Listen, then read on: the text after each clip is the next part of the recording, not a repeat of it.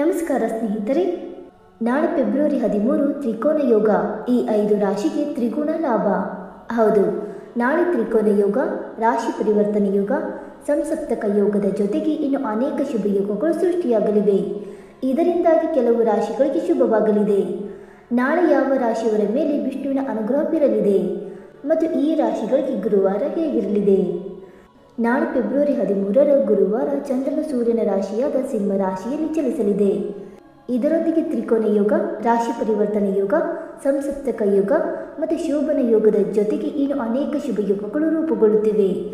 ಇದರಿಂದಾಗಿ ಈ ದಿನದ ಮಹತ್ವ ಇನ್ನಷ್ಟು ಹೆಚ್ಚಾಗಲಿದೆ ಮತ್ತು ನಾಳೆ ಕೆಲವು ರಾಶಿಗಳು ಈ ಶುಭ ಯೋಗಗಳ ಲಾಭವನ್ನು ಪಡೆಯಲಿದ್ದಾರೆ ಮತ್ತು ಈ ರಾಶಿಗಳ ಜೊತೆಗೆ ಕೆಲವು ಜ್ಯೋತಿಷ್ಯ ಪರಿಹಾರಗಳನ್ನು ಸಹ ಹೇಳಲಾಗಿದೆ. ಈ ಪರಿಹಾರಗಳನ್ನು ನೀವು ಅನುಸರಿಸುವುದರಿಂದ ನಿಮ್ಮ ಜಾತಕದಲ್ಲಿ ಗುರುಗ್ರಹದ ಸ್ಥಾನವು ಬಲಗೊಳ್ಳುತ್ತದೆ ಮತ್ತು ವಿಷ್ಣುವಿನ ಕೃಪೆಗೆ ನೀವು ಪಾತ್ರರಾಗಬಹುದು. ಇದರೊಂದಿಗೆ ಅವರ ಸಂತೋಷ ಮತ್ತು ಸಮೃದ್ಧಿ ಹೆಚ್ಚಾಗುವುದು ಹಾಗೂ ಎಲ್ಲ ಕಷ್ಟಗಳಿಂದ ಮುಕ್ತಿ ಪಡೆಯುವರು. ಹಾಗಾದರೆ ಫೆಬ್ರವರಿ 13 ಯಾವ ರಾಶಿಯವರಿಗೆ ಅದೃಷ್ಟ ಒಲಿಯಲಿದೆ ಎಂದು ತಿಳಿದುಕೊಳ್ಳೋಣ. ಬನ್ನಿ ಸ್ನೇಹಿತರೆ, ಅದಕ್ಕೂ ಮುಂಚೆ ನೀವು ನಮ್ಮ ಚಾನಲ್ಗೆ ಸಬ್ಸ್ಕ್ರೈಬ್ ಮಾಡದೆ ನೋಡ್ತಾ ಇದ್ದರೆ ದಯವಿಟ್ಟು ನಮ್ಮ ಚಾನಲ್ಗೆ ಸಬ್ಸ್ಕ್ರೈಬ್ ಮಾಡ್ಕೊಳ್ಳಿ ಸ್ನೇಹಿತರೆ.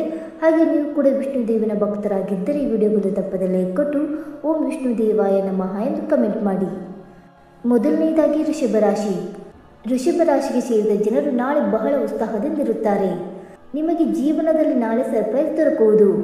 ಇದರಿಂದ ನೀವು ಆನಂದದಿಂದಿರುವಿರಿ ಮತ್ತು ಕೆಲಸದ ಸ್ಥಳದಲ್ಲಿ ನಿಮಗೆ ಅಧಿಕಾರಿಗಳಿಂದ ಉತ್ತಮ ಜವಾಬ್ದಾರಿ ದೊರಕುವುದರಿಂದ ನೀವು ಸಂತೋಷದಿಂದಿರುವಿರಿ ಮತ್ತು ಪ್ರಗತಿಯನ್ನು ಹೊಂದುವ ಯೋಗವಿದೆ ಮತ್ತು ನಿಮ್ಮ ಅಪೂರ್ಣ ಕೆಲಸಗಳೆಲ್ಲವೂ ನಾಳೆ ಪೂರ್ಣಗೊಳ್ಳುವುದರಿಂದ ನೀವು ಸಂತೋಷದಿಂದಿರುವಿರಿ ಮತ್ತು ಪ್ರೀತಿಯಲ್ಲಿರುವವರು ತಮ್ಮ ಸಂಗಾತಿಯಿಂದ ಸರ್ಪ್ರೈಸ್ ಪಡೆಯುವರು ಮತ್ತು ಆರ್ಥಿಕ ವಿಷಯಕ್ಕೆ ಸಂಬಂಧಿಸಿದಂತೆ ನಾಳೆ ಸುಧಾರಣೆಯನ್ನು ಹೊಂದುವಿರಿ ಮತ್ತು ನಾಳೆ ನೀವು ಹಣವನ್ನು ಉತ್ತಮ ರೀತಿಯಲ್ಲಿ ಖರ್ಚು ಮಾಡುವಿರಿ ಮತ್ತು ಅನಗತ್ಯ ಖರ್ಚುಗಳನ್ನು ನಿಯಂತ್ರಿಸುವಿರಿ ಮತ್ತು ನಾಳೆ ನೀವು ಉಳಿತಾಯ ಯೋಜನೆಗಳಲ್ಲಿ ಹೂಡಿಕೆ ಮಾಡುವುದರಿಂದ ಉತ್ತಮ ಲಾಭ ದೊರಕುವುದು ಮತ್ತು ವೈವಾಹಿಕ ಜೀವನದಲ್ಲಿ ಸಂಗಾತಿಯೊಂದಿಗೆ ಸಂತೋಷದಿಂದ ಇರುವಿರಿ ಮತ್ತು ಸಂಜೆ ನಿಮಗೆ ವಿಶೇಷವಾಗಿ ಶುಭ ಸುದ್ದಿ ಲಭಿಸುವುದು ಮತ್ತು ತಂದೆ ತಾಯಿಯ ಸಂಪೂರ್ಣ ಬೆಂಬಲ ಮತ್ತು ಆಶೀರ್ವಾದ ಕೂಡ ಲಭಿಸಲಿದೆ. ನಾಳೆ ನಿಮ್ಮ ಮಕ್ಕಳು ಶಿಕ್ಷಣ ಕ್ಷೇತ್ರದಲ್ಲಿ ಉತ್ತಮ ಪ್ರದರ್ಶನ ನೀಡುವರು. ಋಷಭ ರಾಶಿಯವರಿಗೆ ಗುರುವಾರದ ಪರಿಹಾರ. ನಾಳೆಯ ದಿನವನ್ನು ಶುಭವಾಗಿಸಲು ನೀವು ನಾರಾಯಣ ಕವಚವನ್ನು ಪಠಿಸಬೇಕು ಮತ್ತು ಗುರುವಿನ ಪಾದಗಳನ್ನು ಸ್ಪರ್ಶಿಸುವ ಮೂಲಕ ಆಶೀರ್ವಾದ ಪಡೆಯಬೇಕು ಮತ್ತು ಗುರುವಿನ ಆಶೀರ್ವಾದ ಪಡೆದ ನಂತರವೇ ನೀವು ಶುಭ ಕಾರ್ಯಗಳಿಗೆ ಹೋಗಬೇಕು. ಎರಡನೇದಾಗಿ ಕನ್ಯಾ ರಾಶಿ. ಕನ್ಯಾ ರಾಶಿಗೆ ಸೇರಿದ ಜನರಿಗೆ ನಾಳೆ ಆರ್ಥಿಕ ವಿಷಯವಾಗಿ ಬಹಳ ಶುಭ ಮತ್ತು ಅನುಕೂಲಕರವಾದ ದಿನವಾಗಿರುವುದು. ನೀವು ಮಾಡಿದಂತಹ ಎಲ್ಲ ಆರ್ಥಿಕ ಪ್ರಯತ್ನಗಳಿಗೆ ಯಶಸ್ಸು ಲಭಿಸುವ ಯೋಗವಿದೆ ಮತ್ತು ನಿಮ್ಮ ಆದಾಯದಲ್ಲಿ ಸಾಕಷ್ಟು ವೃದ್ಧಿಯನ್ನು ಹೊಂದುವುದರಿಂದ ಮನಸ್ಸು ಸಂತಸದಿಂದಿರುವುದು ಮತ್ತು ವ್ಯಾಪಾರವನ್ನು ವಿಸ್ತರಿಸಬೇಕೆಂದು ಯೋಚಿಸುತ್ತಿರುವವರಿಗೆ ನಾಳೆ ಉತ್ತಮ ದಿನವಾಗಿರಲಿದೆ ಮತ್ತು ನೀವು ವ್ಯಾಪಾರದಲ್ಲಿ ಯಶಸ್ಸನ್ನು ಕಾಣುವ ಪ್ರಬಲವಾದ ಸಂಭವವಿದೆ. ಇದರಿಂದಾಗಿ ನೀವು ಹೆಚ್ಚಿನ ಲಾಭವನ್ನು ಗಳಿಸುವಿರಿ ಮತ್ತು ಕನ್ಯಾ ರಾಶಿಗೆ ಸೇರಿದ ಜನರಿಗೆ ನಾಳೆ ವಿಶೇಷವಾಗಿ ಉತ್ತಮ ದಿನವಾಗಿರಲಿದೆ. ಈ ರಾಶಿಗೆ ಸೇರಿದ ವಿದ್ಯಾರ್ಥಿಗಳಿಗೆ ನಾಳೆ ಹೆಚ್ಚಿನ ಲಾಭ ದೊರಕುವುದು ಮತ್ತು ಕೆಲಸವನ್ನು ಮಾಡುವವರಿಗೆ ನಾಳೆ ಸಾಕಷ್ಟು ಲಾಭ ದೊರಕಲಿದೆ ಮತ್ತು ನ್ಯಾಯಾಲಯಕ್ಕೆ ಸಂಬಂಧಿಸಿದಂತೆ ನಾಳೆ ನಿಮ್ಮ ಸ್ಥಿತಿ ಶುಭವಾಗಿರುವುದು ಮತ್ತು ನಿಮ್ಮ ಕುಟುಂಬ ಜೀವನವು ನಾಳೆ ಸಾಮಾನ್ಯವಾಗಿರಲಿದೆ. ಕನ್ಯಾ ರಾಶಿಯವರಿಗೆ ಗುರುವಾರದ ಪರಿಹಾರ. ನೀವು ನಾಳೆ ದೇವಾಲಯಕ್ಕೆ ಹೋಗಿ ರಾಮನಿಗೆ ಗೌರವ ಸಲ್ಲಿಸಬೇಕು ಮತ್ತು ನೀವು ಯಾವುದೇ ಶುಭ ಕಾರ್ಯಕ್ಕೆ ಹೋಗುತ್ತಿದ್ದರೆ ನಿಮ್ಮ ಹಣೆಗೆ ಕೇಸರಿ ತಿಲಕವನ್ನು ಹಚ್ಚಿ. ಮೂರನೆಯದಾಗಿ ವೃಶ್ಚಿಕ ರಾಶಿ. ವೃಶ್ಚಿಕ ರಾಶಿಗೆ ಸೇರಿದ ಜನರು ಈಗಾಗಲೇ ಮಾಡಿದಂತಹ ಕೆಲಸಗಳ ಲಾಭವನ್ನು ನಾಳೆ ಪಡೆಯುವರು. ನಿಮಗೆ ನಾಳೆ ನೀವು ಅಂದುಕೊಳ್ಳದೇ ಇರುವಂತಹ ಮಾರ್ಗಗಳಿಂದ ಸಂತೋಷ ಲಭಿಸುವುದು ಮತ್ತು ಕೆಲಸವನ್ನು ಮಾಡುವ ಜನರು ತಮ್ಮ ಕಾರ್ಯಯೋಜನೆ ಮತ್ತು ಪರಿಶ್ರಮದ ಹೆಚ್ಚಿನ ಲಾಭವನ್ನು ಪಡೆಯುವರು ಮತ್ತು ಕೆಲಸವನ್ನು ಬದಲಾಯಿಸಬೇಕೆಂದು ಪ್ರಯತ್ನ ಮಾಡುತ್ತಿರುವವರಿಗೆ ನಾಳೆ ಯಶಸ್ಸು ದೊರಕುವುದು. ನಾಳೆ ನೀವು ಕಳೆದು ಹೋದ ಹಣವನ್ನು ವಾಪಸ್ಸು ಪಡೆಯುವ ಯೋಗವಿದೆ ಮತ್ತು ಸರ್ಕಾರಿ ಕ್ಷೇತ್ರದಲ್ಲಿ ನಿಮ್ಮ ಯಾವುದಾದರೂ ಕೆಲಸ ಅಪೂರ್ಣಗೊಂಡಿದ್ದರೆ ನಾಳೆ ಅದು ಯಶಸ್ವಿಯಾಗಿ ಪೂರ್ಣಗೊಳ್ಳುವುದು ಮತ್ತು ನಾಳೆ ನಿಮಗೆ ಕಳೆದು ಹೋದ ವಸ್ತು ವಾಪಸ್ಸು ದೊರಕಬಹುದು. ವೃಶ್ಚಿಕ ರಾಶಿಗೆ ಸೇರಿದ ಜನರಿಗೆ ನಾಳೆ ಮನೆಯ ಹಿರಿಯ ವ್ಯಕ್ತಿಗಳ ಸಂಪೂರ್ಣ ಬೆಂಬಲದಿಂದ ಲಾಭವಾಗಲಿದೆ ಮತ್ತು ಪಿತ್ರಾರ್ಜಿತ ಸಂಪತ್ತಿಗೆ ಸಂಬಂಧಿಸಿದಂತೆ ನಾಳೆ ನಿಮಗೆ ಉತ್ತಮ ದಿನವಾಗಿರುವುದು. ವೃಶ್ಚಿಕ ರಾಶಿಯವರಿಗೆ ಗುರುವಾರದ ಪರಿಹಾರ. ನಾಳೆಯ ದಿನದಂದು ನೀವು ಸಾಲ ಪಡೆಯುವ ವಹಿವಾಟುಗಳನ್ನು ತಪ್ಪಿಸಬೇಕು ಮತ್ತು ಈ ದಿನವನ್ನು ಶುಭವಾಗಿಸಲು ವಿಷ್ಣುವಿಗೆ ತುಪ್ಪದ ದೀಪವನ್ನು ಬೆಳಗಿಸಿ ಮತ್ತು ವಿಷ್ಣು ಚಾಲಿಸವನ್ನು ಪಠಿಸಿ ಮತ್ತು ನೀವು ಪ್ರಯಾಣಿಸುತ್ತಿದ್ದರೆ ನಿಮ್ಮ ಮನಸ್ಸಿನಲ್ಲಿ ವಿಷ್ಣುವಿನ ಅವತಾರವನ್ನು ಧ್ಯಾನಿಸಿ. ನಾಲ್ಕನೆಯದಾಗಿ ಕುಂಭರಾಶಿ. ಕುಂಭರಾಶಿಗೆ ಸೇರಿದ ಜನರಿಗೆ ನಾಳೆ ರಾಜಕೀಯ ಮತ್ತು ಸರ್ಕಾರಿ ಕ್ಷೇತ್ರದಿಂದ ಲಾಭ ದೊರಕಲಿದೆ. ನಾಳೆ ನಿಮಗೆ ಹಳೆಯ ಸಂಪರ್ಕಗಳಿಂದ ಪ್ರಯೋಜನವಾಗುವುದು.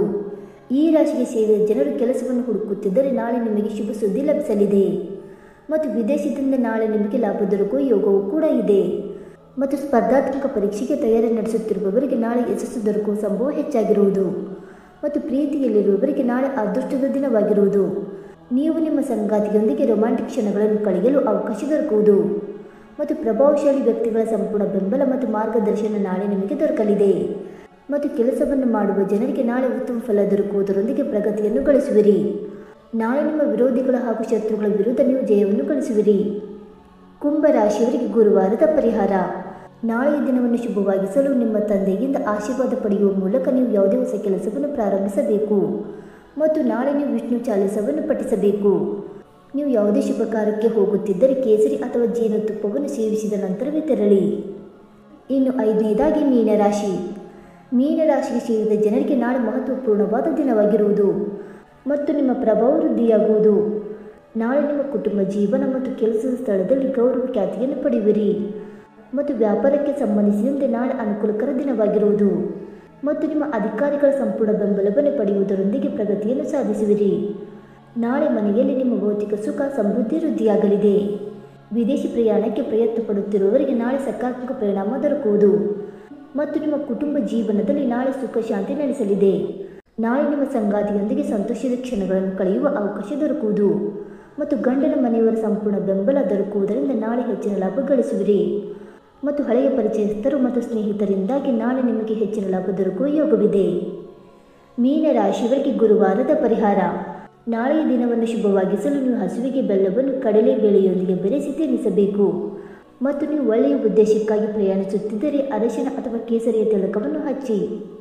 ಸ್ನೇಹಿತರೆ, ಈ ಮಾಹಿತಿ ನಿಮಗೆ ಇಷ್ಟವಾಯಿತಾ? ಇಷ್ಟವಾಗಿದ್ದರೆ ವಿಡಿಯೋಗೊಂದು ಲೈಕ್ ಮಾಡಿ, ಶೇರ್ ಮಾಡಿ. ಹಾಗೆ ನಿಮ್ಮ ಅನಿಸಿಕೆ ಮತ್ತು ಅಭಿಪ್ರಾಯಗಳನ್ನು ತಪ್ಪದೆ ಕಮೆಂಟ್ ಮೂಲಕ ತಿಳಿಸಿ ಸ್ನೇಹಿತರೆ. ವಿಡಿಯೋ ನೋಡಿದ್ದಕ್ಕಾಗಿ ಧನ್ಯವಾದಗಳು. Thank you so much.